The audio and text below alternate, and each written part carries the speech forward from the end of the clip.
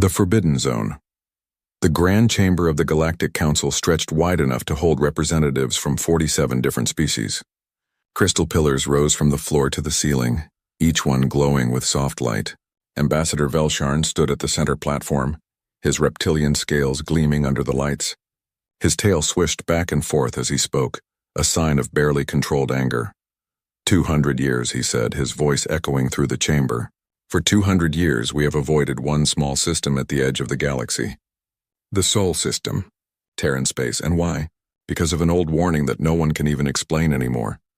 The other ambassadors shifted in their seats. Some looked uncomfortable. Others seemed curious. A few of the older species representatives remained perfectly still, their expressions unreadable. Velsharn continued, his clawed hand pointing at the holographic display floating above the center of the room. It showed a yellow star with 9 planets orbiting around it. A red boundary marked the edge of what was labeled as prohibited space. 3 weeks ago, one of our scouting fleets went missing near this boundary. 6 ships, 200 crew members, gone without a trace. We sent search parties. They found nothing. No debris, no distress signals, nothing. A murmur ran through the chamber. Ambassador Thelnara of the Vosian Collective, an insectoid species known for their careful nature, clicked her mandibles together. The prohibition exists for a reason, Ambassador Velsharn.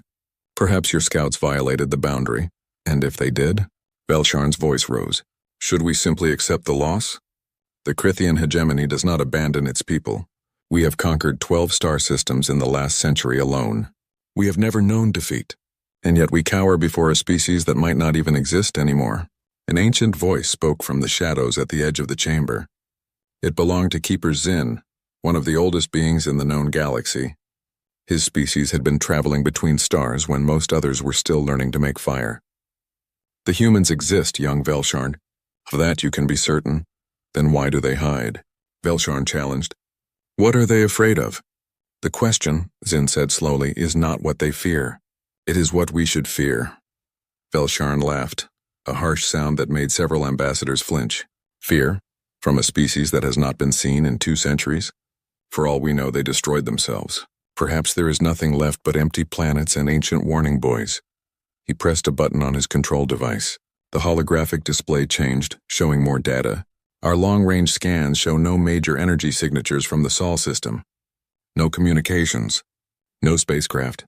No signs of advanced civilization. I propose that the Council authorize an expeditionary fleet to enter Terran space and investigate. If the humans are gone, we can finally remove this ridiculous restriction.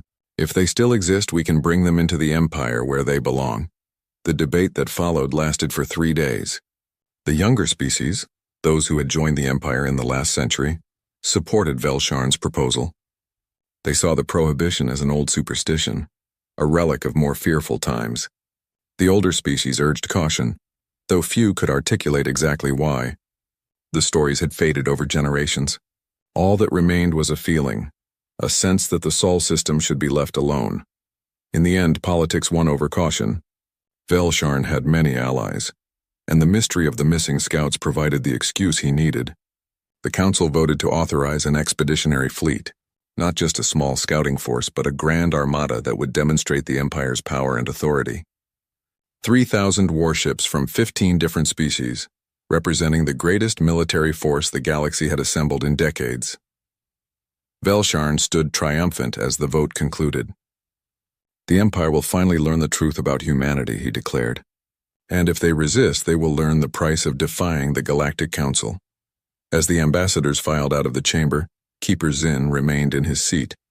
He had voted against the measure, but his was only one voice among many. He activated his personal communicator and sent a message to the old archives requesting access to the restricted files. There were records from 200 years ago, testimonies from the species that had met humanity during their brief time in galactic society.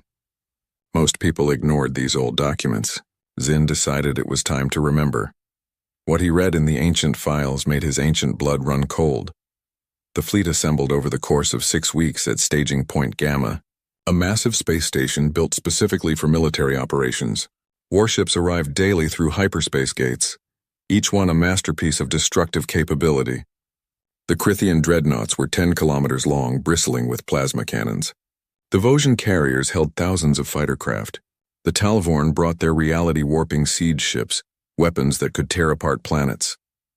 Admiral Cross, a Crithian military commander with 30 years of experience, took command of the fleet. He had fought in 16 major campaigns and had never lost a battle. Standing on the bridge of his flagship, the Relentless Dawn, he felt confident. Whatever awaited them in the Sol system, they would overcome it. The night before the fleet's departure, Keeper Zinn managed to gain access to the flagship.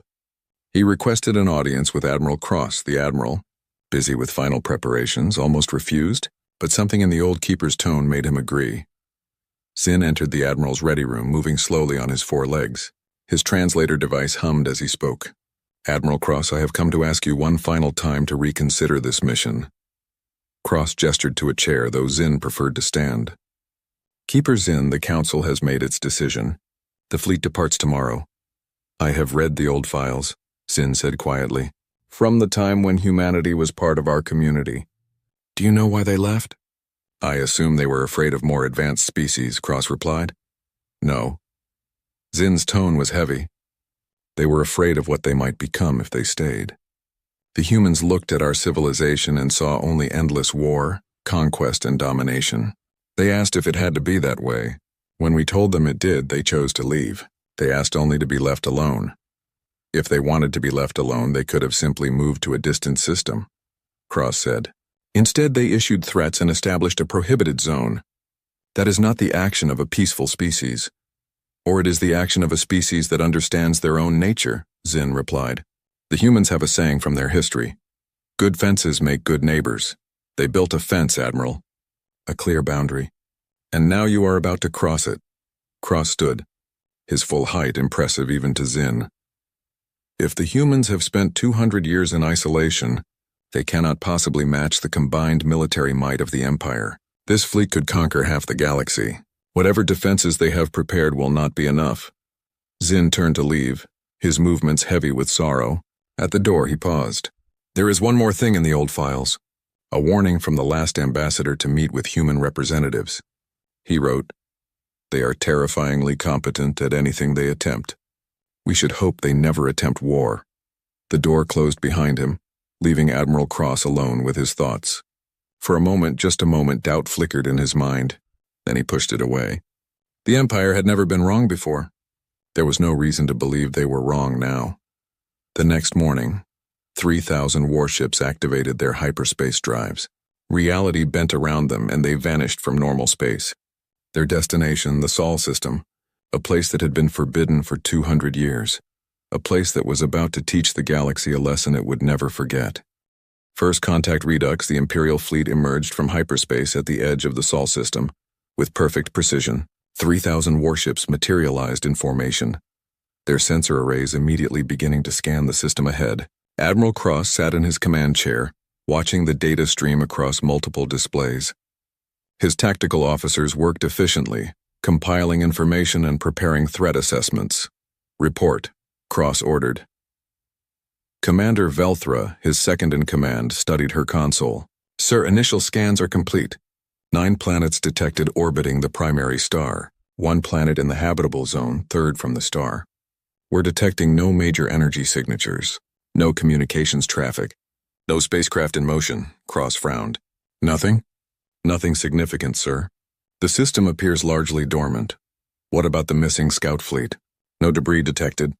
No wreckage. It's as if they were never here." A communications officer turned in his seat. "Admiral, we're receiving multiple broadcasts. They're coming from everywhere, sir.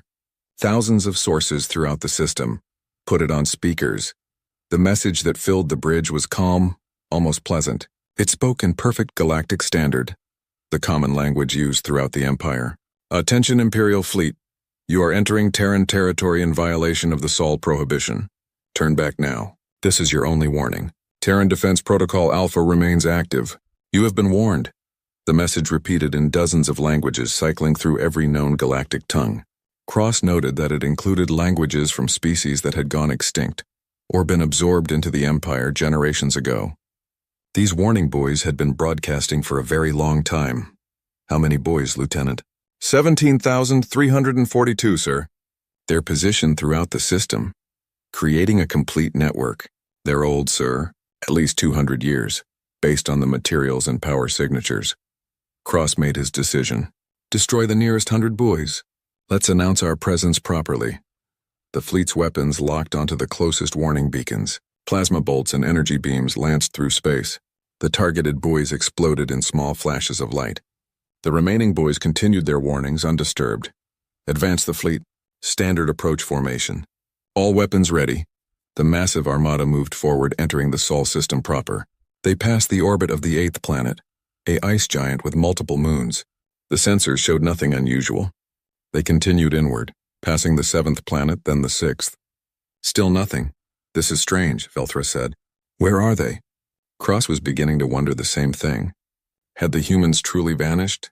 Had they destroyed themselves, leaving only automated warning systems behind? They approached the 5th planet, a massive gas giant with prominent bands of color. The tactical display showed dozens of moons orbiting it. As they drew closer, the sensors began picking up something unusual.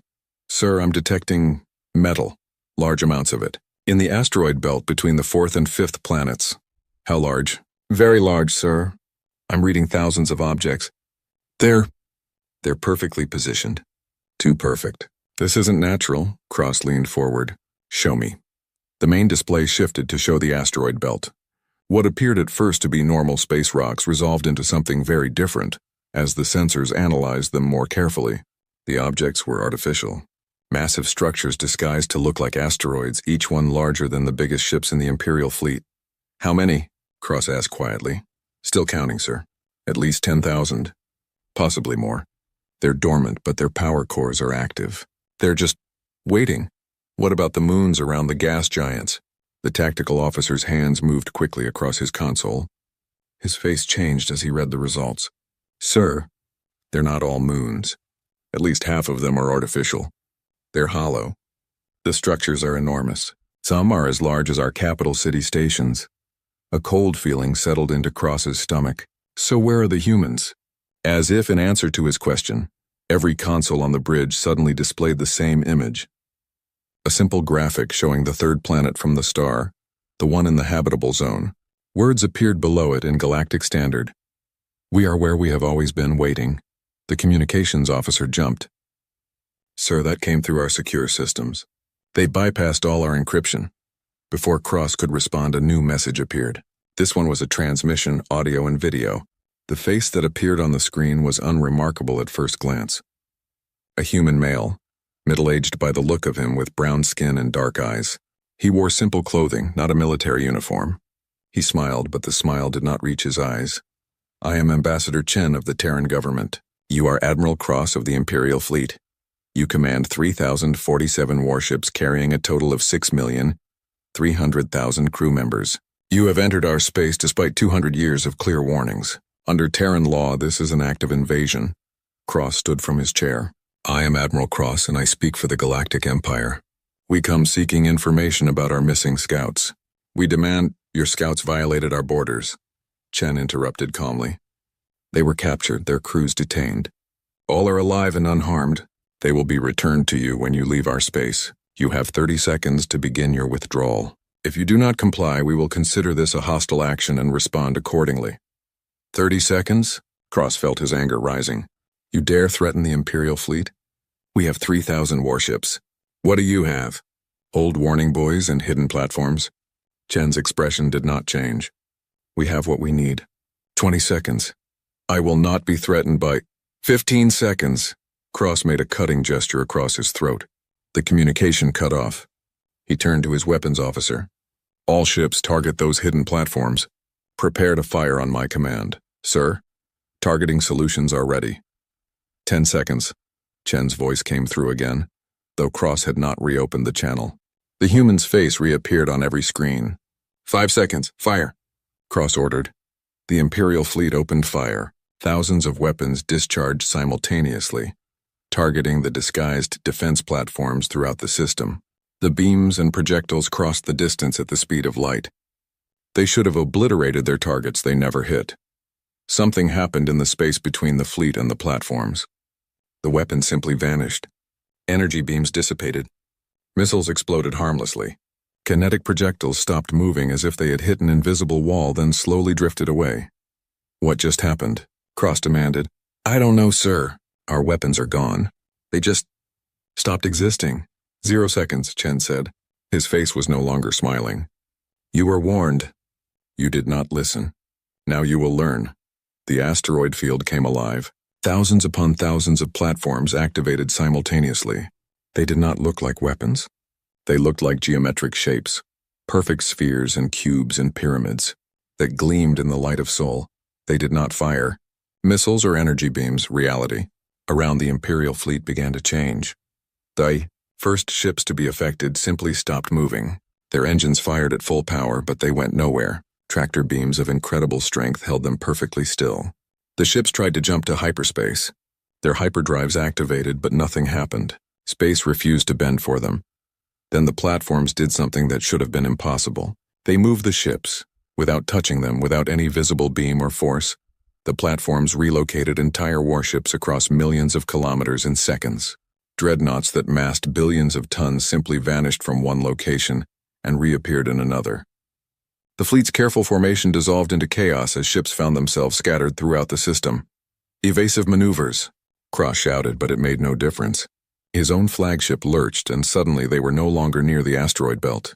They were in orbit around the massive fifth planet, surrounded by those artificial moons. Small objects began appearing on the sensors. Millions of them. They were tiny, each no larger than a human hand. They moved with impossible speed and precision. Swarms of mechanical insects that flowed through space like water. They reached the ships and began to cut through the hulls. Hull breach. Multiple hull breaches. They're everywhere. Seal all sections? Activate defensive fields. It did not help. The tiny machines passed through defensive shields as if they were not there. They cut through armor that should have resisted anything. Inside the ships, crew members watched in horror as the swarms flowed through corridors. But the machines did not harm them. Instead, they attacked the ship's systems. Power conduits were severed. Computer cores were dismantled. Weapon systems went offline. Within 6 hours, 3,000 warships were dead in space. Not destroyed, not damaged beyond repair, simply turned off, rendered completely helpless. The crews were unharmed but trapped inside their own vessels, which no longer responded to any commands. Admiral Cross sat in his darkened bridge, emergency lighting the only illumination. His proud flagship was now nothing more than a hollow shell. Around him, his officers sat in stunned silence. Chen's face appeared on the emergency displays, powered by some external source since the ship's own power was gone. Admiral Cross, your fleet is captured. Your crews are safe. No one has been killed. This was our choice. We could have destroyed you all in the truth revealed. The transport ship that came for Admiral Cross and his senior officers was not what they expected. It was small, sleek, and moved with a grace that seemed impossible for something mechanical. It docked with the disabled flagship without making a sound. When the airlock opened, a single human stood on the other side. She was young, or at least appeared young, with pale skin and red hair tied back in a simple style. She wore no armor, carried no weapons. She smiled at the assembled officers as if greeting dinner guests rather than prisoners of war. Good morning, Admiral Cross. I'm Lieutenant Sarah Chen, no relation to the ambassador you spoke with earlier. If you and your senior staff would follow me, please. We have a transport waiting. Cross stared at her. You're just one person. You're not even armed. I don't need to be armed, Admiral.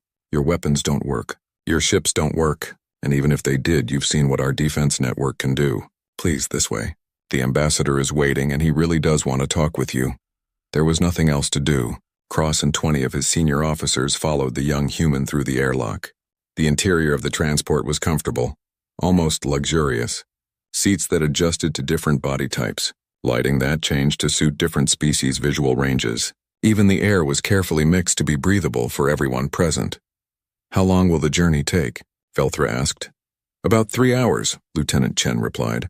We're taking you to Station Haven. It's in Jupiter's atmosphere. That's the big planet you're orbiting. Why there? Because it's impressive, and the ambassador felt you needed to understand exactly what you're dealing with. The young human's smile was friendly, but her eyes were sharp. Also, it's where we're holding your missing scouts. They're fine, by the way. Annoyed, but fine. The transport detached from the flagship and began to move. Through the viewports, the Imperial officers watched as they descended toward the gas giant. The swirling clouds of Jupiter grew larger and larger. Surely they would stop, turn away. The pressure and heat in a gas giant's atmosphere would crush any ship. They did not stop. The transport plunged into the clouds. The viewports showed nothing but churning orange and red mist. Then they broke through into a clear layer, a space between cloud decks where the atmosphere was thinner. And there, floating in the sky of Jupiter, was a structure that made Admiral Cross's breath catch in his throat. Station Haven was enormous. It dwarfed anything the Empire had ever built. A city in the sky, kilometers across, with towers and domes and structures that seemed to defy physics. It rotated slowly, generating its own gravity. Lights glowed from thousands of windows. Ships moved around it like tiny insects around a hive. How? Cross whispered. The pressure, the heat, the radiation is considerable, Lieutenant Chen agreed, but manageable with the right technology. We've been building stations like this throughout the solar system for the last 200 years. This is just the one we use for guests. The transport docked at a large bay. The officers were led through corridors that were clean, well lit, and filled with humans going about their daily business. Some were in uniforms. Others wore casual clothing. They glanced at the Imperial officers with curiosity but no fear. Children ran past laughing at some game. You have civilians here? Velthra asked. In a military station? Haven isn't a military station, Lieutenant Chen explained. It's a research facility. We study Jupiter's atmosphere, its magnetic fields, its moons. The military installations are elsewhere, much more hidden. They entered a large conference room with windows that showed the swirling clouds of Jupiter below. Ambassador Chen was waiting for them, along with several other humans. They all stood as the Imperial officers entered, a gesture of respect that seemed somehow worse than if they had been hostile. Admiral Cross, Ambassador Chen said, extending his hand in the human greeting gesture. Thank you for coming. Please sit. We have much to discuss. Cross ignored the offered hand and remained standing. We are your prisoners. Do not pretend otherwise. You are detained, Chen agreed. But you are not prisoners in the traditional sense. No one will harm you. You will be fed, given comfortable quarters, and treated with respect. When this conversation is finished, you will be returned to your ships. Your ships will be repaired and you will be allowed to leave. All we ask is that you listen. Why should we listen to anything you say? Because you came here demanding answers, Chen replied simply. And I'm going to give them to you. Please sit. This will take some time. Slowly, the Imperial officers took their seats around the long table. Ambassador Chen activated a holographic display in the center of the table. It showed images from long ago, from the time when humanity first met the galaxy. 203 years ago, we received your signals. We learned we were not alone in the universe. It was the greatest moment in human history. Chen's voice was warm with the memory. We built ships. We traveled to your worlds. We met dozens of species, learned hundreds of languages. We shared our culture, our art, our science, and we learned about yours. The holographic display showed images of early human explorers, their faces full of wonder and hope, meeting alien beings for the first time, trading information, building friendships. It took us 5 years to understand the truth about the galactic community. Chen continued, his tone growing colder. You were not a community. You were an empire built on conquest. Every species we met had either conquered others or been conquered themselves. War was constant. Slavery was common. Genocide was a tool of policy. Cross shifted uncomfortably. The strong rule the weak. This is the natural order. Is it? Chen looked at him with something like pity. We asked that question. We asked if it had to be that way. Could the galaxy not find a better path? Could species not cooperate as equals rather than as masters and slaves? And what answer did you receive? We were laughed at, Chen said softly. We were told we were naive, childish, that we would learn better when we grew up. Some species tried to conquer us, assuming we would be easy prey. We defended ourselves and they were surprised by our effectiveness. Other species tried to recruit us, wanting to use human soldiers in their wars. We refused. The holographic display changed, showing images of human colonies being attacked, of ships destroyed, of the galaxy slowly pressing in on humanity from all sides. We realized that if we stayed, we had two choices. We could become conquerors ourselves, using our abilities to carve out an empire, or we could be conquered, becoming someone else's tools. Neither option was acceptable. So you ran away, Velsharn said. He had been silent until now, but his voice dripped with contempt. You hid like cowards. Chen turned to look at the Krithian ambassador. We made a choice, Ambassador Velsharn. We decided that if the galaxy insisted on endless war, we would remove ourselves from it. We came home. We sealed our borders. We asked only to be left alone. And you built your defense network, Cross said. We built our defense network, Chen confirmed, because we knew the galaxy would not respect a simple request. We knew that eventually, someone would decide to test our boundaries. Someone like you, Admiral. The holographic display changed again, showing the battle that had just occurred. The Imperial officers watched their own defeat from new angles, seeing how completely outmatched they had been. You could have destroyed us, Cross said quietly. Yes. Why didn't you? Chen was silent for a long moment. When he spoke, his voice was heavy with old pain. Because we remember who we were. Humans have fought terrible wars, Admiral. We have committed genocides. We have enslaved and murdered and destroyed. For thousands of years, we were as violent as any species you've met. Maybe more so. He looked at each of the Imperial officers in turn. We know what it means to be a warrior species. We know the pride, the glory, the satisfaction of victory. We also know the guilt, the horror, the weight of all the dead. We spent 200 years learning to be better, learning to build instead of destroy, and we will not become what we once were, not even to defend ourselves. Then you are weak, Velsharn said. Are we?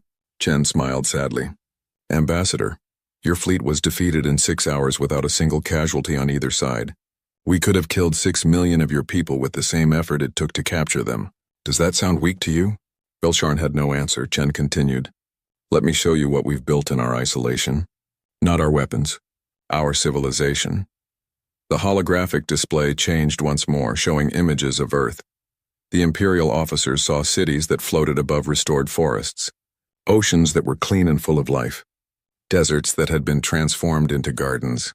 It was a world that seemed too beautiful to be real. No poverty, Chen said softly. No hunger. No disease we cannot cure, no wars. We still have disagreements, conflicts, problems to solve. But we solve them with words and ideas, not weapons. This is what we built while you were conquering each other. The images continued. Colonies on Mars, now a green world with breathable air. Cities beneath the ice of Europa. Farms in the clouds of Venus. Humanity had transformed their entire solar system into a paradise. You see, Admiral, we learned something important. War takes resources. Conquest takes energy. Maintaining an empire requires constant effort and the price of arrogance. 3 days after the fleet's capture, Ambassador Velsharn sat in his assigned quarters on Station Haven, staring out at the swirling clouds of Jupiter. The room was comfortable, even luxurious by some standards.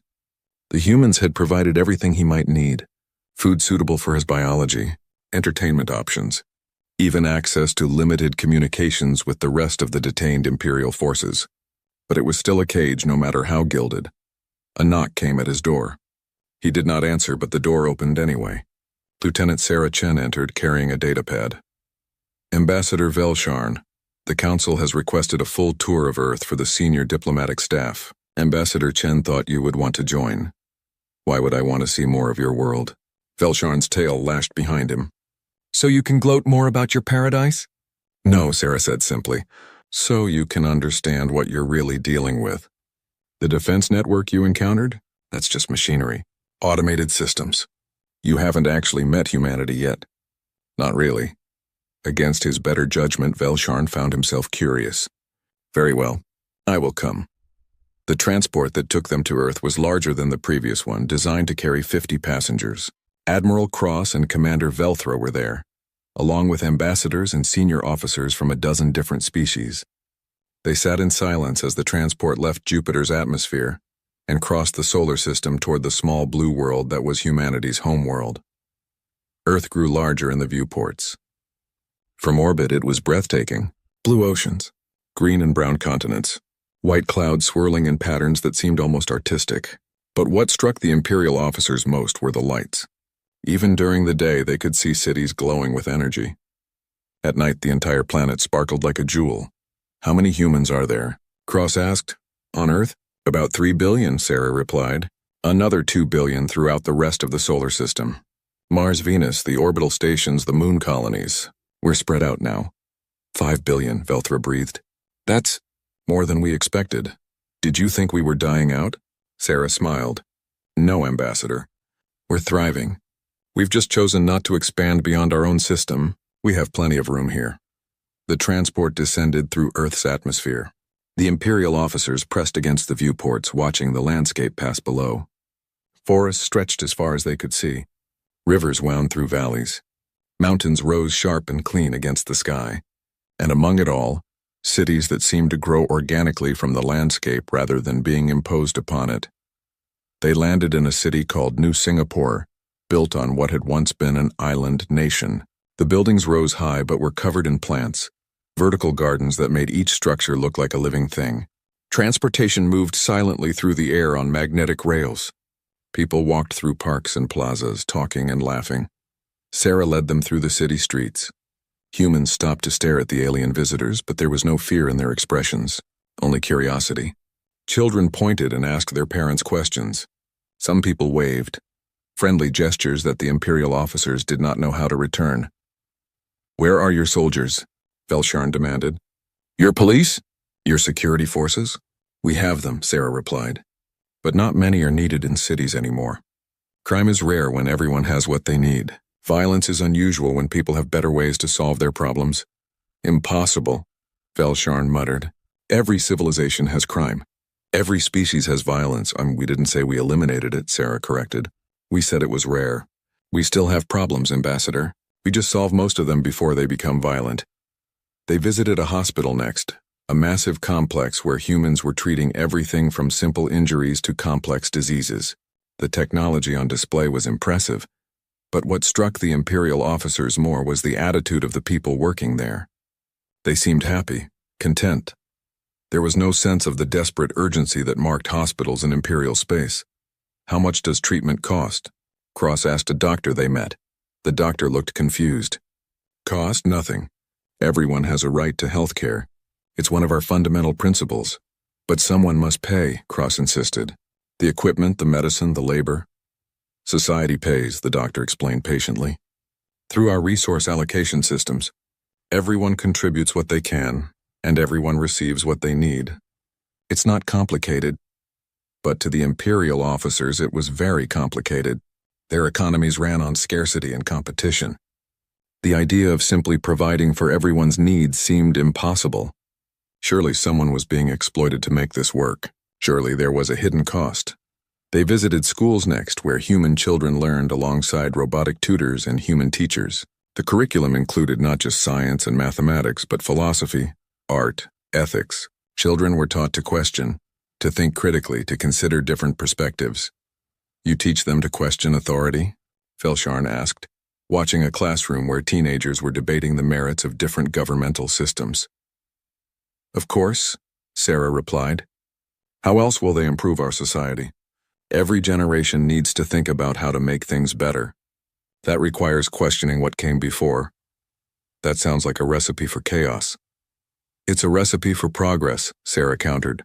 "Our civilization isn't perfect, Ambassador. We make mistakes, but we've built systems that allow us to recognize those mistakes and correct them.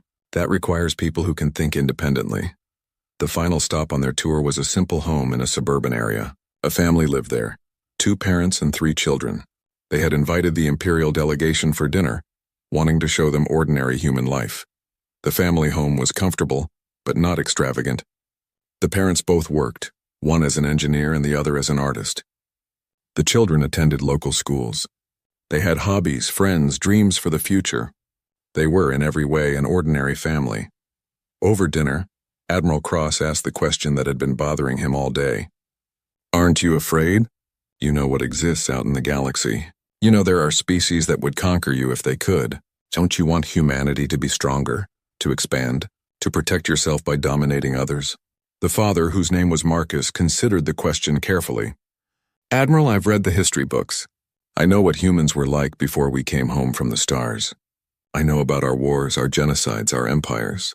That history terrifies me far more than anything outside our system." "I don't understand," Cross said. "We learned something important," Marcus explained. "The greatest threat to humanity has always been humanity itself. Not aliens, not natural disasters. Us, our own capacity for violence and cruelty. So we built a society that minimizes those tendencies. We created abundance so people don't fight over resources. We built systems that resolve conflicts peacefully. We taught our children to value cooperation over domination. Marcus's wife Elena added, and we built defenses strong enough that we never have to make the choice between conquering others or being conquered ourselves. We can simply be, but don't you want more? Velthra asked. Don't you want to explore? To expand, to grow? We do explore, Elena said. We send probes throughout the galaxy. We listen to your broadcasts. We study your cultures. We learn everything we can. We just do it without needing to control or conquer. The youngest child, a girl named Maya who was perhaps 8 years old, looked up at the alien visitors with wide eyes. My teacher says that other species fight all the time. Is that true? Velsharn looked down at the child. For the first time since arriving in the Sol system, he felt something crack in his certainty. Yes, he admitted. It is true. Why? Maya asked. It was such a simple question. A child's question. But Velsharn found he had no good answer. Because that's how it's always been. Because the strong deserve to rule. Because conquest brings glory. None of those answers seemed adequate when faced with a child's innocent curiosity. I don't know, he finally said. After dinner, as they walked back to the transport, Velsharn pulled Ambassador Chen aside. This is all very impressive, he said. Your cities, your technology, your happy families. But it's a fantasy. It cannot last. The galaxy doesn't work this way. The galaxy doesn't work this way because species like yours don't let it. Chen replied calmly. You maintain the system through violence. You convince yourselves that domination is natural, that peace is impossible, that this is simply how things are. But we've proven otherwise. In isolation, Velsharn argued. You hide behind your borders and claim superiority. Let's see how long your paradise lasts when you have to actually engage with the galaxy. We're about to find out, Chen said quietly. What do you mean? Chen pulled out a data pad and handed it to Velsharn. We've decided to break our isolation. Not physically. We're not sending ships to your worlds or armies to your systems, but we are going to send something more dangerous. Velsharn looked at the data pad. It showed a communication plan, a massive broadcast that would reach every inhabited system in the galaxy. What is this? The truth, Chen replied. We're going to show the entire galaxy what we've shown you. Images of Earth, explanations of our society, proof that... A new choice. The broadcast reached every inhabited world in the galaxy within 3 days.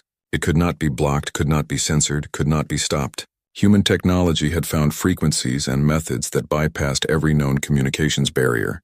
On 1,000 worlds, billions of beings saw the same images. Earth green and peaceful. Human cities clean and prosperous. Children playing in parks. Families eating dinner together. A civilization without war. And then they heard the question, are you happy with how things are? The Galactic Council convened an emergency session. The Grand Chamber was filled with angry voices, with demands for action, with calls for immediate military response. Ambassador Velsharn stood at his place, his tail rigid with tension, watching the chaos unfold around him. This is an invasion, shouted the representative from the Talvorn Dominion. They are attacking our way of life. We must respond with overwhelming force. With what forces? Commander Velthra asked quietly. She had been invited to address the council upon their return. Our greatest fleet was captured without firing a single effective shot. They held 6 million of our people hostage and returned every one of them unharmed. What do you imagine we can do against them? Assemble a larger fleet, someone shouted. Every ship, every species. We will overwhelm them with numbers. Keeper Zin, who had remained silent throughout most of the debate, finally spoke. His ancient voice cut through the noise. And how many millions will you send to their deaths? Because make no mistake, if we attack them again, they may not be so merciful. We violated their borders. We ignored their warnings. They defeated us and then showed us mercy. Now you want to repay that mercy with another invasion? What would you have us do? Velsharn demanded. Simply accept this? Allow them to poison the minds of our citizens with their idealistic propaganda? Is it propaganda if it's true? Zin asked. I've read Commander Velthra's full report. I've seen the evidence. Everything the humans showed you is real. They have built a society that works. Perhaps instead of attacking them, we should ask ourselves why their way of life seems so threatening to us. The debate raged for days. In the end, the council was paralyzed. Some members wanted war. Others urged caution. A few like Zinn suggested that humanity's message might deserve consideration. No consensus could be reached. But while the council argued, the galaxy was changing. On a mining world in the Outer Rim, workers who had labored in dangerous conditions for their entire lives saw images of human workers operating with safety equipment and fair schedules. They began to ask their overseers, why can't we have this? On an agricultural planet that exported all its food while its own people went hungry, farmers saw human communities where no one starved. They began to withhold their crops, demanding change. On a dozen fortress worlds where warrior species had built their cultures around conquest and glory, young soldiers saw human children learning philosophy and art. Some began to question whether endless war was truly the only path to honor. The human broadcast had included one more element that Ambassador Chen had not mentioned to Velsharn. It was a simple offer. Any world that wishes to govern itself, any species that wishes to be free from imperial control, may request Terran protection. We will not come to you. We will not impose our way of life upon you. But if you ask for help, if you truly choose freedom, we will shield you the same way we shield ourselves. The first world to accept was a small colony of herbivorous beings called the Tillari. They had been conquered by the Empire generations ago and forced to provide food for military operations. They sent a simple message to the Sol system. We wish to be free. The response came within hours. A Terran defense platform materialized in orbit around their world, transported through space by the same technology that had captured the Imperial fleet. It was a sphere of gleaming metal, geometric and perfect. It broadcast a message. This world is now under Terran protection. Any attempt at coercion, conquest, or control will be met with defensive measures. The people of this world have chosen self-determination. That choice will be respected. The Imperial governor who had ruled the Tillari fled without attempting resistance. He had seen what happened to the fleet. He wanted no part of testing human defenses. Within a week, 17 more worlds requested Terran protection. Within a month, over 100. They were mostly small colonies, weak species who had been conquered or marginalized by the Empire. But each one represented a crack in the Empire's foundation, and humanity kept their word. They did not send armies to occupy these worlds. They did not install human governors. They simply placed defense platforms in orbit and provided access to technology and resources. Each world was free to govern itself, to develop its own culture, to choose its own path. Some of these worlds descended into chaos as old power structures collapsed. Others thrived, building new societies based on cooperation rather than domination. Humanity helped where asked but did not impose. They were content to let each species find their own way. Admiral Cross watched these developments from his home on Krithia Prime. He had been relieved of command upon his return, branded as the architect of the Empire's greatest defeat. But he was not executed or imprisoned. The Empire had enough problems without making martyrs of its failed commanders. He sat in his study, reading reports from across the galaxy, when a message arrived on his private terminal. It was from Ambassador Chen. Admiral Cross, I hope this message finds you well. I wanted to thank you personally for your role in recent events. You came to our system with the intention of bringing us into the Empire.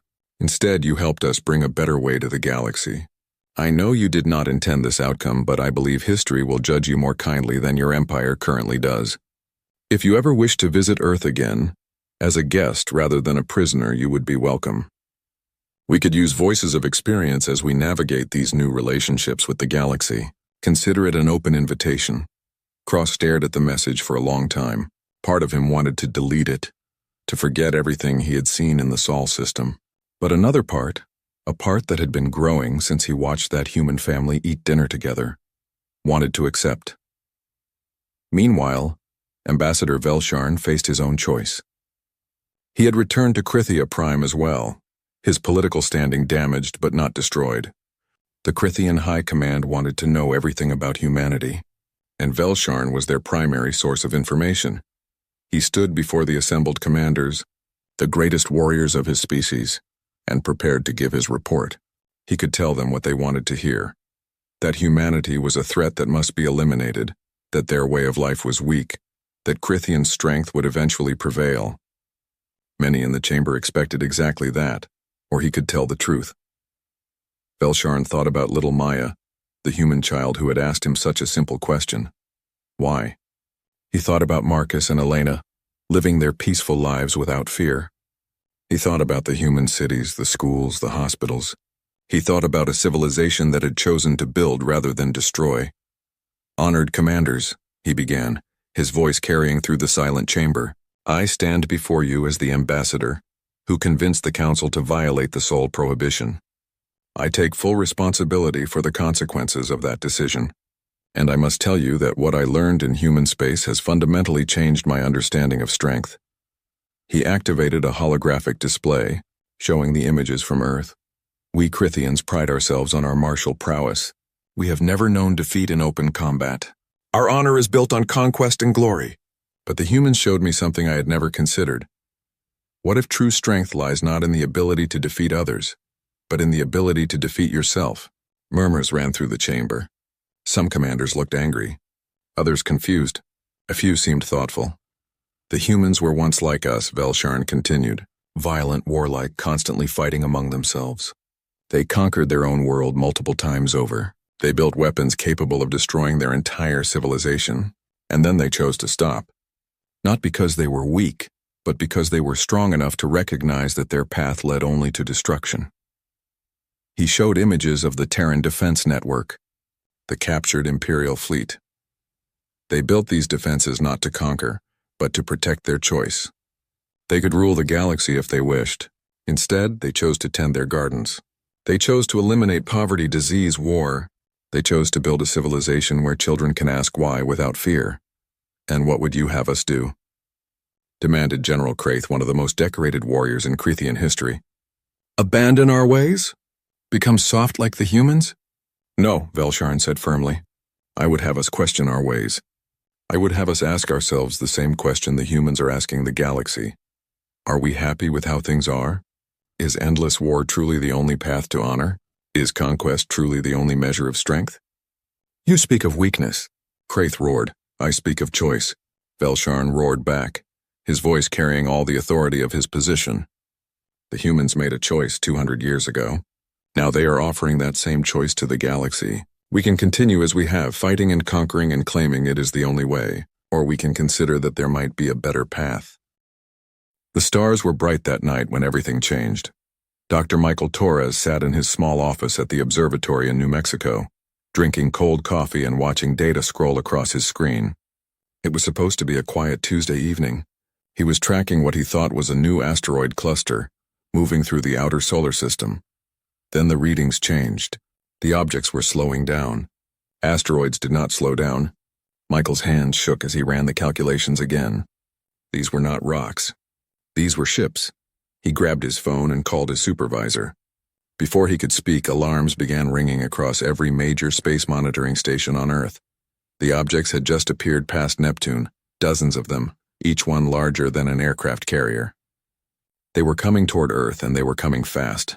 Commander Vektal stood on the bridge of his flagship, the Crushing Fang, and studied the blue planet on his screen. This was his 17th conquest. He had burned cities on 16 different worlds. He had seen countless species kneel before the might of the Zekthor Dominion. This small planet with its primitive technology would be no different. The humans had sent signals into space for over a century, radio waves carrying their music, their messages, their locations. They had announced themselves to the galaxy like children shouting in a dark forest. The Zekthor had been listening. They knew everything about Earth. Its weapons were crude. Its people were divided. Its defenses were laughable. Vektal clicked his mandibles together, a gesture of satisfaction among his kind. His gray skin seemed to shimmer under the red lights of the command center. His forearms moved across control panels with practiced ease. He had done this so many times before. First, they would destroy military capabilities. Then they would broadcast their terms: surrender or die. Most species chose surrender. The ones that did not choose quickly regretted their choice. He gave the order. The fleet moved forward. On Earth, panic spread like wildfire. Every government received the same message simultaneously. It came in every language, broadcast on every frequency. The voice was cold and mechanical, translated by alien computers into words humans could understand. People of Earth, you are now subjects of the Zekthor Dominion. Your weapons are useless. Your resistance is futile. Surrender your governments within 12 hours or face extermination. Those who submit will be spared. Those who fight will watch their cities burn. There was no time to prepare, no time to negotiate, no time to unite. The attack began exactly 12 hours and 1 minute after the message ended. The first city to fall was Tokyo. 3 massive ships descended through the clouds, their hulls dark as midnight. They did not target military bases. They targeted the city center where millions of people lived and worked. Beams of purple light shot down from the ships, and where they touched, buildings exploded. Stone and steel melted like wax. The heat was so intense that glass turned to vapor. People ran through the streets screaming, trying to escape the destruction raining from above. Some made it to shelters. Most did not. In 15 minutes, the heart of Tokyo was gone, replaced by a crater of molten rock that glowed red in the darkness. New York was next, then London, then Moscow, then Mumbai. The Zekthor fleet split into groups and struck every continent simultaneously. They moved with efficiency born from experience. They knew exactly how to break a planet's will, show overwhelming force, destroy symbols of power, make the people feel helpless. Earth's militaries tried to fight back. Fighter jets scrambled from bases around the world. Missiles launched from ships and submarines. Every weapon humanity had built was thrown at the invaders. For a moment there was hope.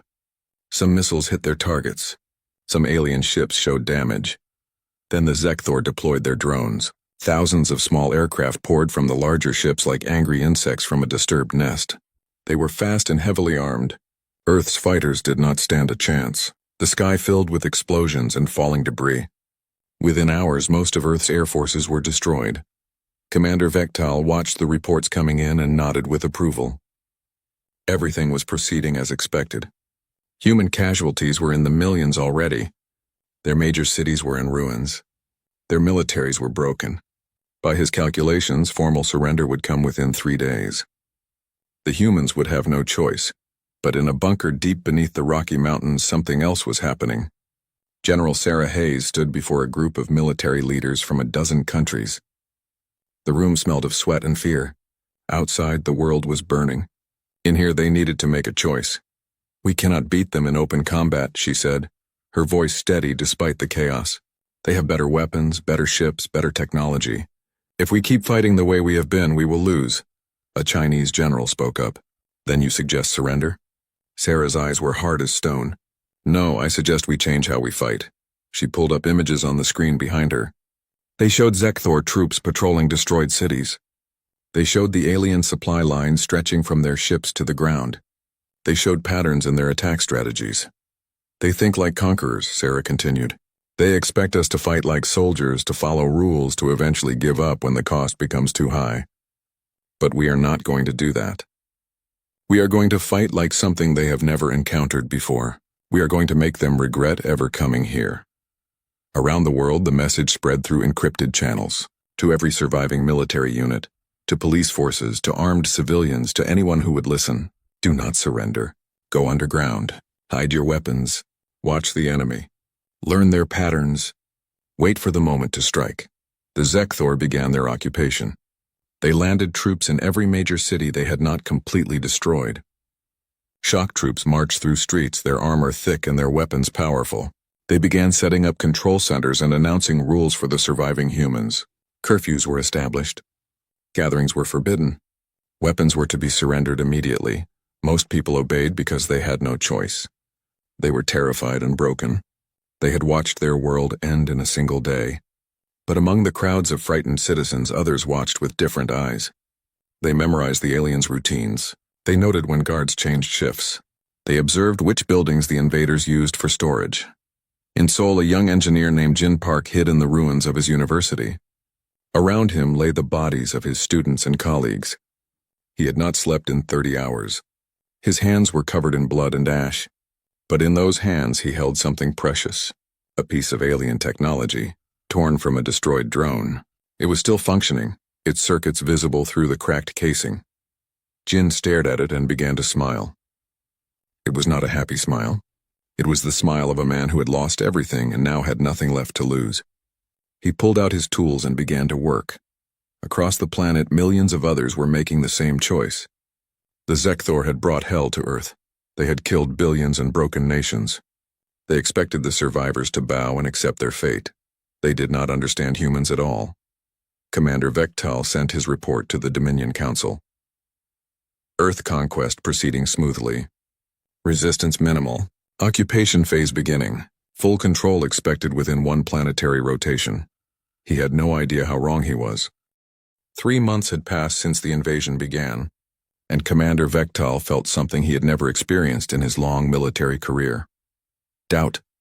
He stood in his command center reviewing reports that made no sense. Supply Convoy 7 had disappeared 2 days ago. No distress signal, no wreckage found, just gone. It was the 4th convoy to vanish this month. Outpost 12 stopped responding yesterday. When troops arrived to investigate, they found the facility empty except for strange markings on the walls written in human blood. The markings were coordinates. Coordinates to Zekthor homeworld. Vectal's mandibles clicked nervously. This was not how conquered species behaved. They were supposed to be broken by now, accepting their fate, working in labor camps, too afraid to resist. Instead, resistance attacks were increasing every week. The humans were not giving up. They were getting better. In the ruins of London, a woman named Emma Price crouched in the darkness of an abandoned subway tunnel. She was once a school teacher. Now she led a cell of 40 resistance fighters. Around her, people checked their weapons with quiet efficiency. These were not military weapons anymore. These were Zekthor plasma rifles, taken from dead aliens and modified to fit human hands. Emma looked at the young man beside her. His name was David, barely 20 years old. 3 months ago, he was studying computer science. Now he was their tech expert, the one who figured out how to hack Zekthor communication systems. "The patrol will pass the junction in 5 minutes," David whispered, checking the alien device in his hands. "Same route they always take. Same number of troops," Emma nodded. The Zekthor were efficient and organized. That was their weakness. They followed patterns. They did the same things the same way because it had worked on 16 other worlds. But humans were learning those patterns, memorizing them, using them as traps.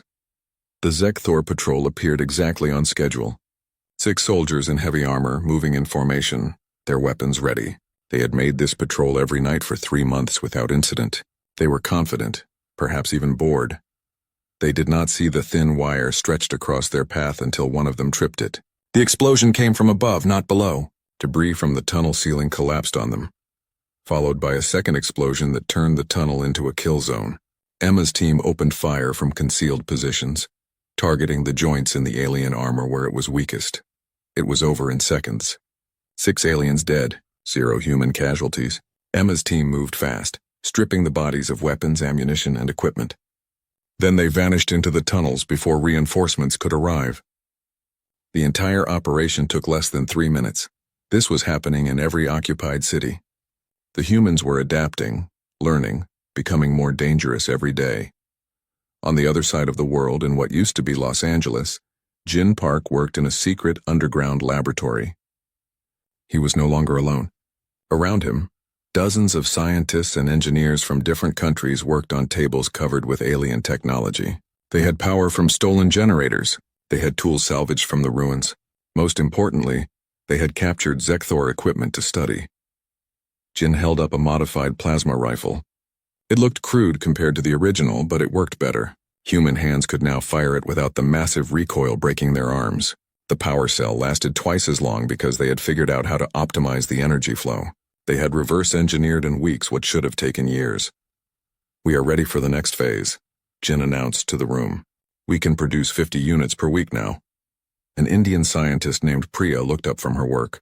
She was studying Zekthor biology, dissecting one of the aliens they had killed and preserved. "I have something better," she said. "Their respiratory system has a weakness. They breathe a slightly different atmospheric mixture than us. I can create a gas that will be harmless to humans but lethal to them." Around the room, tired faces began to show something they had not felt in months. Hope mixed with anger. A dangerous combination. But the humans were not just fighting with weapons. They were fighting with information. In a server room hidden beneath the ruins of Berlin, a group called themselves the Ghosts worked on computers powered by solar panels and stolen alien batteries. They were hackers, programmers, and communications experts. Their leader was a woman named Yuki, who used to work in cybersecurity. Now she worked on breaking into Zekthor systems. It took them 2 months, but they finally cracked the alien encryption.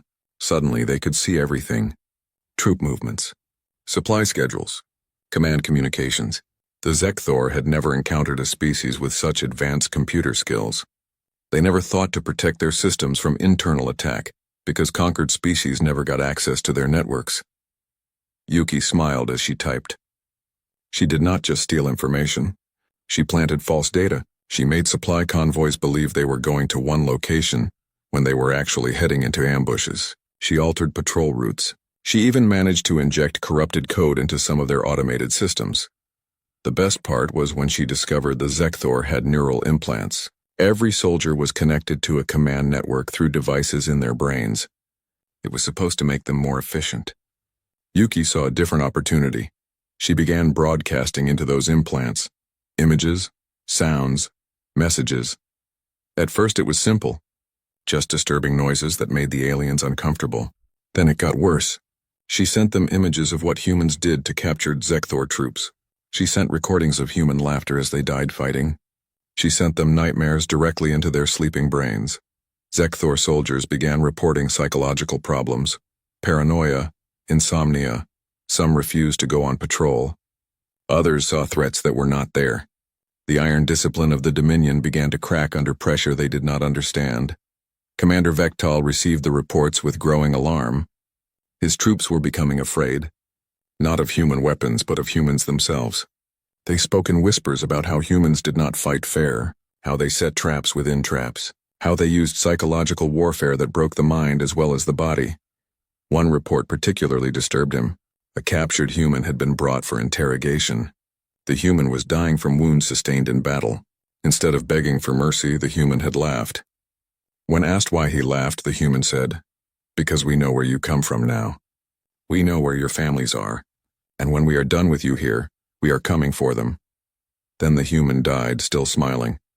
Vektal ordered increased security on all facilities. He sent messages to the Dominion requesting additional troops. His reports changed in tone. No longer confident predictions of victory. Now they were requests for help. The Dominion Council was not pleased. 17 worlds had fallen before Earth. All had been conquered within months. Earth should have been the easiest because humans were so technologically inferior. Yet 3 months in, the Zekthor controlled only the ruins of cities while humans owned the shadows.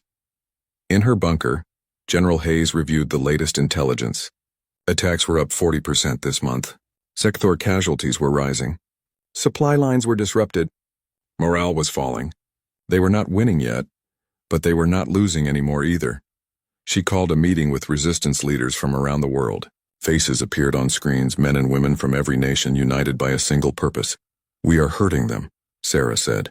"But we need to hurt them more. We need to show them that invading Earth was the biggest mistake they ever made. I am authorizing Phase 2 operations." Phase 2 meant no more defensive fighting. It meant taking the battle to the enemy. It meant making them afraid to leave their bases. It meant showing the Zekthor what humans were truly capable of when pushed to the edge. Emma received the orders in London. Jin received them in Los Angeles. Yuki received them in Berlin. Thousands of resistance cells around the world received the same message. The time for survival was over. The time for revenge had begun. Commander Vektal did not know it yet, but his war was about to become much worse. The humans had spent 3 months learning. Now they were ready to teach. The second fleet arrived like a hammer from the darkness of space. Commander Vektal watched the ships emerge from faster-than-light travel and felt relief wash over him. 200 warships, 3 times the size of his original invasion force. The Dominion Council had grown impatient with the slow progress on Earth. They sent reinforcements with new orders. If humans would not surrender, they would be exterminated. Admiral Kreshitar commanded the second fleet from her massive dreadnought. The death of hope. She was older than Vektal, with scars across her gray skin from a dozen campaigns. She had no patience for prolonged occupation. When a species resisted, you did not waste time fighting shadows. You removed the species. Begin planetary bombardment, she ordered. Target population centers. Make them watch their world die, but the bombardment never came. Instead, Kreshitar received intelligence reports from Vektal about the resistance. About the ambushes, the hacked systems, the psychological warfare. She read them carefully and made a different decision. Biological weapons, she announced to her officers. Deploy them in every major population zone. The humans have shown they will not surrender to military force. They need to understand suffering on a level they cannot imagine. The canisters fell from orbit 3 days later. They opened in the atmosphere above cities, releasing clouds of engineered particles too small to see. The Zekthor called it the Weeping Death. It was designed specifically for humans, targeting their genetic structure. Those infected would suffer for weeks before dying. Fever, bleeding from every opening, organ failure, madness at the end. It was meant to be visible, horrible, and overwhelming. It was meant to break the human spirit completely. Dr. Sarah Chen worked in an underground medical facility in what remained of Colorado. She was once a bioengineer researching cancer treatments. Now she researched how to keep humans alive in a dying world. When the first patients arrived with symptoms of the Weeping Death, she knew immediately it was artificial. This was not a natural disease. This was a weapon. She gathered samples from the sick and began analysis. The pathogen was sophisticated, clearly designed by someone who understood human biology. But Sarah understood something the Zekthor did not. All biological weapons had weaknesses. They had to be specific enough to target humans, but stable enough to survive deployment. That specificity meant they relied on particular genetic markers. Sarah worked for 70 hours without sleep. Around her, people were dying. Her facility was filling with the infected. Screams echoed through the halls. Some of her fellow scientists became infected and had to be quarantined. But Sarah kept working because she saw something in the pathogen's structure, a vulnerability. The Zekthor weapon attacked human DNA at specific points, but that attack required the pathogen itself to have certain enzymes. Sarah could not cure the disease in time to save those already infected, but she could weaponize that vulnerability. She created a counteragent, not a cure, something else. Something that would use the pathogen's own mechanisms against its creators. It would be harmless to humans who were not infected, but to Zekthor, whose biology shared just enough similarity with the targeting mechanism, it would be lethal. "We are not going to defend," Sarah said to her team. "We are going to attack back." The modified pathogen was released through resistance networks. Humans who worked in Zekthor facilities spread it on surfaces. It was introduced into the aliens' water supplies. It was pumped into their air filtration systems. Within a week, Zekthor soldiers began falling sick. The symptoms were terrible. Their respiratory systems failed first, drowning them in fluids their own bodies produced. Then came the fever. So intense their gray skin turned dark purple. Finally, organ failure. The Zekthor had no immunity because they never thought they would be targeted by their own weapon. Admiral Kreshtar watched in horror as her troops died by the hundreds. Her medical staff had no cure. They did not even understand how humans had turned the bioweapon against them so quickly. She sent urgent messages to the Dominion demanding answers. None came. The Dominion had no answers. In their long history of conquest, nothing like this had ever happened. But the humans were not finished. Yuki and the ghosts had been busy. Deep in their hidden server room, Yuki and her team stared at screens showing the complete architecture of Zekthor command networks. They had full access now. Every system, every ship, every communication channel. The Zekthor still did not know their networks were compromised. They were too focused on the biological attack. "It is time," Yuki said quietly. She activated a program they had spent weeks writing. It spread through Zekthor systems like wildfire. Automated defense systems turned on their operators. Ship navigation computers input random coordinates. Communications channels broadcast human psychological warfare 24 hours a day, directly into the neural implants of every Zekthor soldier. The broadcasts were carefully designed. Images of captured aliens being dissected while still alive. Recordings of human commanders discussing invasion plans of Zekthor territory. Maps showing the location of the Dominion homeworld with targets marked. And above it all, a message repeated in their language over and over. "You came to our home. Now we know where yours is. And we are coming."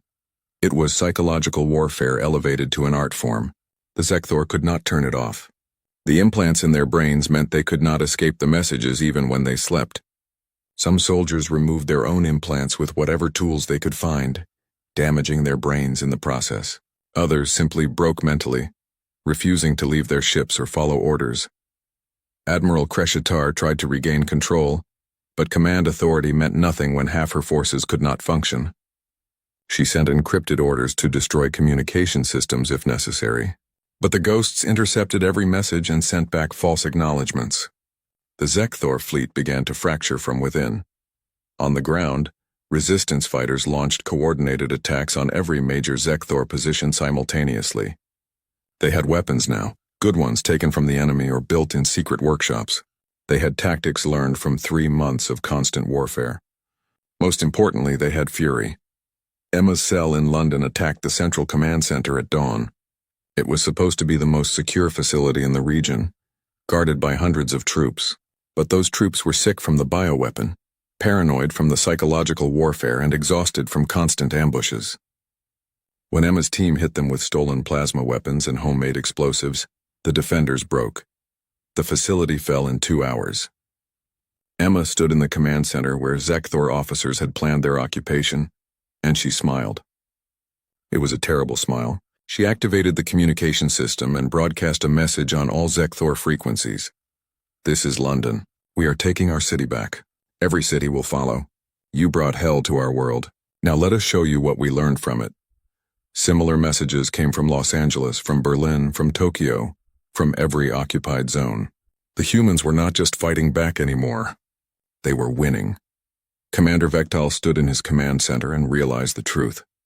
This was not a conquest gone wrong. This was a disaster. His forces were dying from their own bioweapon. His communications were compromised. His troops were mentally broken.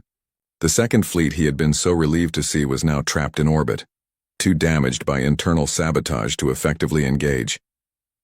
He sent a message to Admiral Kreshitar. "We need to retreat, regroup, develop new strategies. The humans are not like other species. They adapt too quickly. They fight without honor or restraint. If we stay, they will destroy us." Kreshitar read the message and felt something she had never felt in her long military career. Fear. Not fear of death, but fear of failure. The Dominion had never failed to conquer a world. If they retreated from Earth, it would show every species in the galaxy that the Zekthor could be beaten. It would encourage rebellion across their empire. But if they stayed, they might lose everything. She made her decision. "Pull all ground forces back to the ships. Maintain orbital position. We will bombard them from space where they cannot reach us." It was a sound strategy in theory, but she did not know that Jin Park and his team of engineers had been working on something special. They had captured a Zekthor shuttle intact. They reverse-engineered its propulsion system, and now, in secret facilities around the world, they were building something the Zekthor never expected humans to have. Ships. Human ships. Crude and dangerous, built from scavenged parts and desperation, but ships that could reach orbit. The war was about to leave the ground, and the Zekthor were about to learn that humans did not know how to give up.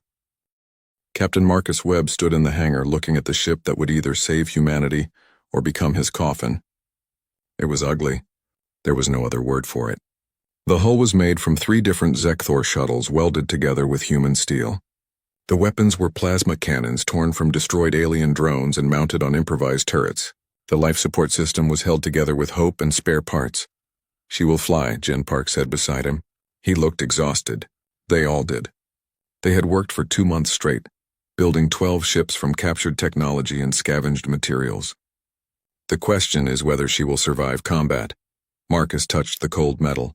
He was a fighter pilot once, before the invasion. He had watched his entire squadron die in the first week of the war. Now he was 40 years old, too old for this, but he volunteered anyway. They needed people who understood aerial combat, even if this combat would happen in the vacuum of space. "How many of us know how to fly these things?" Marcus asked, "Counting you?" 42 pilots total across all 12 ships, Jin replied. "We trained you on simulators built from stolen Zekthor data. It is not ideal, but it is what we have." Marcus laughed, but there was no humor in it. "Not ideal. That is one way to put it. We are going to attack a fleet of 200 warships with 12 ships built in. Secret bunkers by engineers who learned alien technology from instruction manuals written in a language they do not speak." "Yes," Jin said simply. "Do you want to reconsider?" "No." Marcus looked around at the other pilots preparing their ships. Some were former military. Others were civilians who learned to fly in the last 2 months. All of them were volunteers. All of them knew this was likely a one-way trip. When do we launch? 2 hours. General Hayes wants to coordinate with ground attacks to split their attention. Around the world, similar scenes played out. 12 ships, the entire space-capable fleet humanity had managed to build. It was laughable compared to the Zekthor forces in orbit. But humans had learned that you did not need superior forces to win. You needed surprise, desperation, and a willingness to do whatever it took. Admiral Kreshitar sat in her command chair watching Earth below. Her fleet had been in orbit for 2 weeks, bombarding human positions from a safe distance. Ground forces had been evacuated. Casualties had stopped climbing. This was how it should have been from the start. Fight from a position of strength. Do not engage the enemy where they were dangerous. Her tactical officer looked up from his console. Admiral, we are detecting unusual energy signatures from the surface. Multiple locations. What kind of signatures? Similar to our shuttle engines. But the power output is wrong. Much higher than it should be. Kreshitar felt her mandibles tighten. Impossible. Humans do not have spaceflight capability beyond primitive rockets. They cannot reach orbit with military ships. Nevertheless, sensors are detecting 12 objects rising from the surface. They are accelerating toward our position. On the main screen, 12 dots appeared, climbing through the atmosphere on trails of fire. They were small, barely visible against the planet below. Kreshitar stared at them in disbelief. The humans had built ships. In 6 months, while fighting a war, while dying from bioweapons, while their world burned, they had somehow reverse-engineered Zekthor technology and built ships. All vessels, combat alert, she ordered. Destroy those ships before they reach orbit. 200 Zekthor warships turned their weapons toward the rising human vessels. The space around Earth lit up with weapons fire. But the human ships did not follow normal flight patterns. They jinked and weaved, using Earth's atmosphere for cover, emerging and diving back in unpredictably. Zekthor targeting computers struggled to lock on. Marcus felt his ship shake as near misses from alien weapons rocked the hull. His controls were sluggish, fighting against him. The ship wanted to tear itself apart from the forces it was never designed to handle, but he kept flying, kept dodging, kept climbing. Gold 2 is hit. Someone screamed over the radio. Marcus saw one of the human ships explode, torn apart by direct hits from a Zekthor cruiser. 11 ships left, keep moving, he said into his radio, forcing his voice to stay calm. Do not give them clean shots. Remember the plan. The plan was insane, but everything about this war had been insane. The 12 ships were not meant to defeat the fleet. They could not. They were meant to get close enough to cause chaos. Marcus's ship broke through the upper atmosphere into the black of space. In front of him, the Zekthor fleet filled the void, massive warships bristling with weapons. His tiny, ugly, jury-rigged ship was an insect facing giants. He armed his weapons, such as they were, and dove toward the nearest enemy vessel. The Zekthor ship tried to track him, but Marcus was small and fast. He slipped under its main guns and raked the hull with plasma fire. His weapons did almost no damage against the thick armor, but that was not the point. He was a distraction. While the Zekthor focused on the human ships, they did not notice the other threat until too late. Ground-based weapons built in secret over months fired from the surface. Not conventional missiles, but modified Zekthor plasma cannons scaled up to massive size. They were crude and had limited ammunition, but they were powerful enough to hurt ships in low orbit. 3 Zekthor cruisers took direct hits and went silent, their systems overloaded. The fleet began to pull back to a higher orbit, away from the unexpected ground fire. That was when Marcus saw his opportunity. All ships target the command vessel, he ordered. Hit the Death of Hope with everything we have. It was suicide. The flagship was the most heavily defended ship in the fleet, surrounded by escorts and point defense systems. But Marcus had learned something in this war. Sometimes the only way forward was through. He pushed his engines to maximum and flew straight at the massive dreadnought. Behind him, the other surviving human ships followed. 9 ships left. They were ragged, damaged, running on empty fuel tanks and prayer. But they came anyway. The Death of Hope opened fire with everything it had. 2 more human ships exploded. 7 left. Marcus saw one pilot, a woman named Chen he had trained with, lose her entire ship except the command module. She kept flying toward the enemy with just her cockpit, firing her side weapon until another blast finally destroyed her. 6 ships left, and they reached the flagship.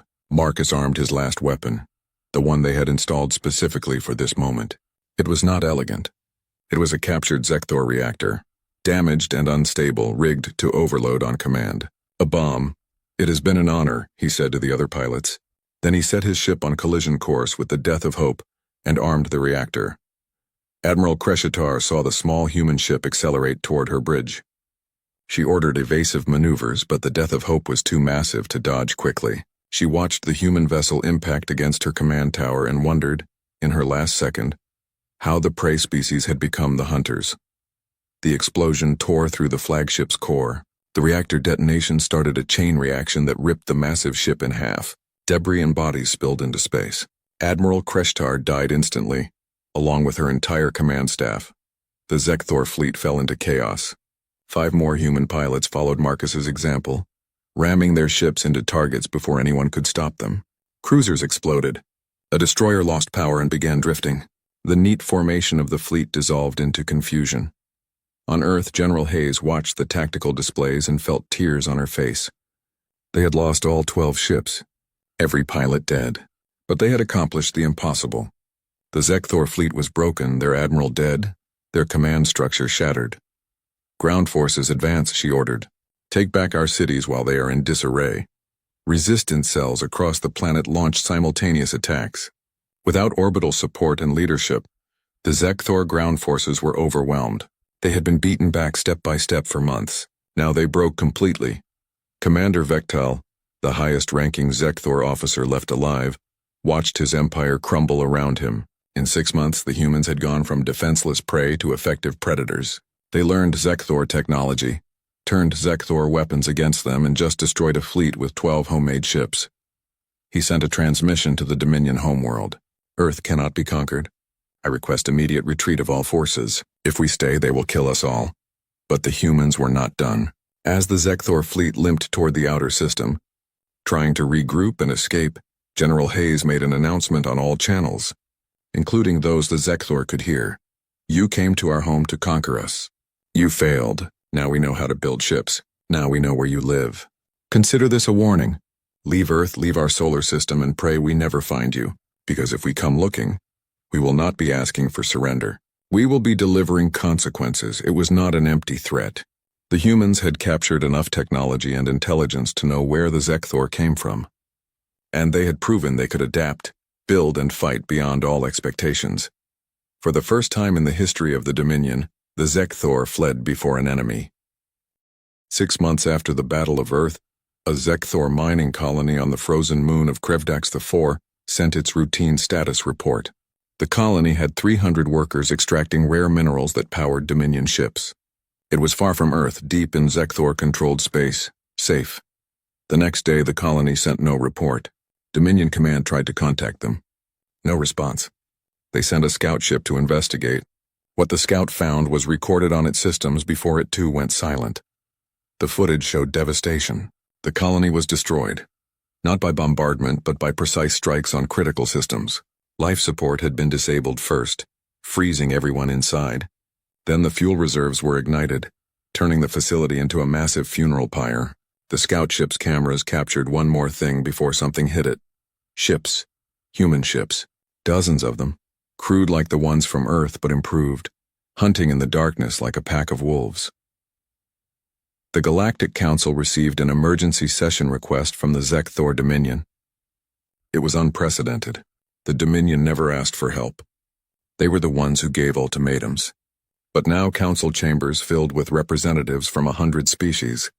All of them watching the footage from Krevdax, where Ambassador Elena Rodriguez represented Earth.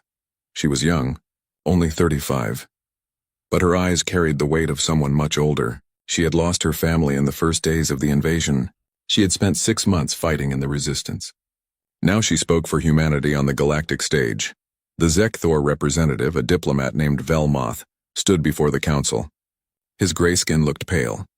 His voice, usually strong and commanding, shook slightly.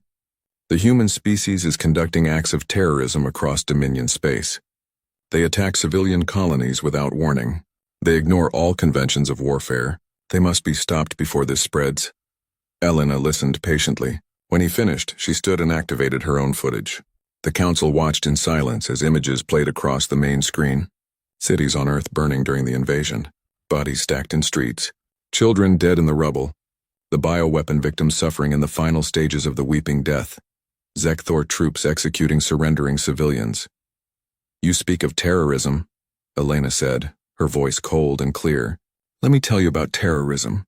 You came to my world without warning. You killed 3 billion people in the first month. You deployed biological weapons designed to cause maximum suffering. You bombed hospitals and schools. And when we fought back, when we refused to die quietly like the 16 species before us, you call us terrorists." Belmoth started to respond, but Elena cut him off. "No, you do not get to speak now. You had your chance to speak when you sent your demands for surrender. You had your chance when you invaded. Now it is our turn." She walked to the center of the chamber, making eye contact with representatives from other species. "The Zekthor Dominion has conquered 17 worlds. 17 species enslaved or destroyed. How many of you knew? How many of you watched and did nothing because you were not the ones being invaded? How many of you stayed silent because it was easier than getting involved?" The chamber remained quiet. Elena continued. "We learned something during our war. We learned that nobody was coming to save us. No galactic fleet, no peacekeepers, no heroes. Just us alone fighting for our right to exist. So we did what we had to do. We learned. We adapted. We became what we needed to become to survive." She turned back to Velmoth. "You want us to stop our attacks? Then meet our terms. Complete withdrawal from all Zekthor-occupied territories. Not just Earth, all 17 worlds. Return sovereignty to every species you conquered. War crime tribunals for your leadership. Reparations to be paid over the next 50 years. And most importantly, verification that you dismantle your invasion fleets." Velmoth's mandibles clicked in anger. "Those terms are unacceptable. You are one species. We are an empire spanning dozens of systems. You cannot dictate terms to us," Elena smiled. It was not a friendly smile. "Can we not? Let me tell you what we have been doing for the last 6 months while you thought we were licking our wounds. We built a fleet. Not 12 ships this time. 300 ships and counting. We reverse-engineered every piece of technology you left behind. We know how your weapons work, how your shields function, how your faster-than-light drives operate. We even improved on some of them." She pulled up tactical displays showing human ships in formations, running drills, preparing. "We also made contact with the species you conquered, the ones still suffering under your rule. We have been teaching them what we learned. How to fight back, how to resist, how to make occupation so costly that it is not worth the effort. Rebellions are spreading across your empire." Around the chamber, representatives began whispering. The implications were clear. The Dominion was not just losing Earth, they were losing control everywhere. "You brought hell to our world," Elena said. "You wanted to teach us our place in the cosmos. Congratulations, you taught us. You taught us that the strong prey on the weak. You taught us that mercy is seen as weakness. You taught us that the only way to survive is to be too dangerous to attack. We learned those lessons very well." She activated one more display. It showed star maps with routes marked in red, leading from human-controlled space to the Dominion homeworld. "We know where you come from. We know where your families live. We know where your government sits. We have the ships to reach you, and unlike you, we will not send warnings first." The chamber erupted in shocked voices. Elena raised her hand for silence. "But we are not you. We do not want extermination. We want justice. Accept our terms and we will stop our attacks. Refuse and we will show you what it means when humans stop playing defense and start playing offense. Your choice." Belmoth stood silent. He knew, as did everyone in the chamber, that Elena was not bluffing. Earth had proven capable of the impossible once. They could do it again. The Dominion Council debated for 3 weeks. Reports kept coming in of human attacks on military outposts, of rebellions on occupied worlds, of their empire fracturing. Finally, they sent their response. They accepted the terms, all of them. The withdrawal took 6 months. Zekthor forces pulled back from every occupied territory. Subject species regained their freedom. War crime tribunals began. The first to be tried was Commander Vektal, the one who led the original invasion of Earth. Vektal stood in chains before a tribunal of judges from multiple species. They asked him why the Dominion invaded Earth. He looked tired, defeated, old. "Because we could," he said. "Because every other species submitted or died. Because we thought humans were weak. And now? The lead judge asked. Now I understand, Vekatal said quietly. We brought them war. We thought it would break them. Instead, it forged them into something we had never encountered. We brought them hell. They studied it, learned from it, and delivered something worse. They delivered consequences. He was sentenced to life imprisonment. Others received similar or harsher sentences. The Zekthor Dominion, once a feared empire, became a cautionary tale across the galaxy. On Earth, humanity rebuilt. Cities rose from the ruins. Population slowly recovered. But they never forgot. The defense fleets remained on high alert. Shipyards continued producing new vessels. Training academies taught the next generation how to fight. General Sarah Hayes stood on a platform overlooking a memorial, built for those who died in the war. 3 billion names carved in stone, including those of the 12 pilots who gave their lives in the Battle of Earth. Marcus Webb's name was at the top, along with his final words recorded from his ship's black box. A young cadet approached her. General, do you think they will come back? The Zekthor or someone else? Sarah looked up at the stars. Human ships patrolled there now, watching, waiting. Maybe, she said. The galaxy is a dangerous place. But if they do, they will find us ready. We learned our lesson too. Never again will humanity be unprepared. Never again will we be easy prey. The cadet nodded and returned to his duties. Sarah remained at the memorial, remembering the cost of their survival. 3 billion dead, countless wounded. A world forever changed. But they had survived, more than survived. They had won. In the Galactic Council, Earth's seat was no longer empty. Ambassador Elena attended every session, representing humanity with quiet authority.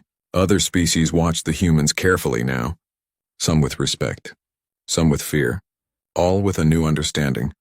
The prey species that everyone ignored had become something else. They had become survivors, warriors, protectors of their own. They had proven that sometimes the most dangerous enemies were the ones who had nothing left to lose. Across the galaxy, in 100 different languages, a new saying emerged. When someone was about to make a terrible mistake, about to attack something they should not, people would warn them. Do not wake the humans. Do not make them fight, because if you do, you will not face soldiers or warriors. You will face survivors who learn to turn hell itself into a weapon. The Zekthor Dominion learned that lesson at a terrible cost. They brought hell to Earth expecting submission. Instead, humanity delivered consequences. And the galaxy would never forget. The war was over. Humanity had won, but more importantly, humanity had announced to the cosmos that Earth was not a target. It was a warning. Touch us and we will not just defend ourselves.